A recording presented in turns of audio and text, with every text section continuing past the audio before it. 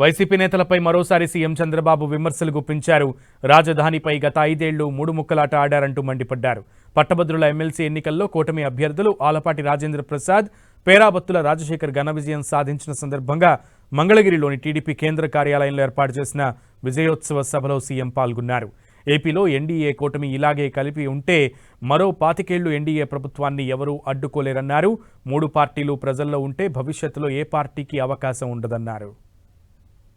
అమరావతి శ్మశానం అని మాట్లాడారు.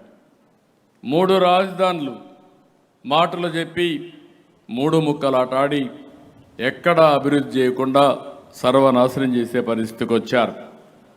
ఈరోజు దీన్ని చాలా అసాధ్యమైన పని 15,000 కోట్ల రూపాయలు నిధులు మనకు వరల్డ్ బ్యాంక్ ద్వారా కేటాయించి పనులకు ఇమీడియట్గా చేయడానికి సుజావుగా చేయడానికి దోహదం చేశారు. ఎమ్మెల్యేలని ఎంపీలని కార్యకర్తలను కోరుతున్నాను, ఈ ఐకమత్యం శాశ్వతంగా ఉండాలి. ఒకరిని ఒకరు గౌరవించుకునే మంచి సాంప్రదాయానికి మీరు శ్రీకారం చుట్టాలి, కలిసి పనిచేయాలి.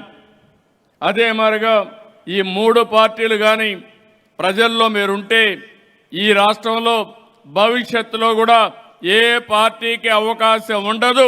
ఎప్పుడు ఎన్డీఏనే ఇక్కడ గెలుస్తుంది.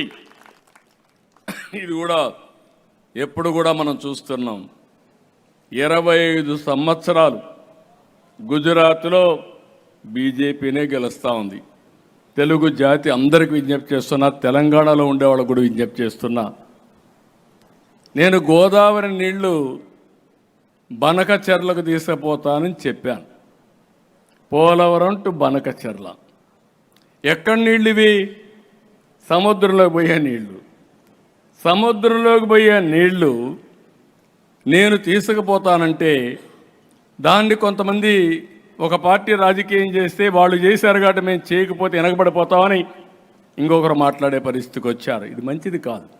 నేను ఎప్పుడో ఒకటే చెప్తున్నాను, తెలుగుదేశం పార్టీ మొదటి నుంచి కూడా తెలుగు జాతి కోసం పెట్టిన పార్టీ. ఒక యుగ పురుషుడు ఎన్టీ రామారావు గారు పెట్టిన పార్టీ ఇది. ఆ రోజు ఈ రోజు తెలుగు జాతి కోసం పనిచేస్తున్నాం.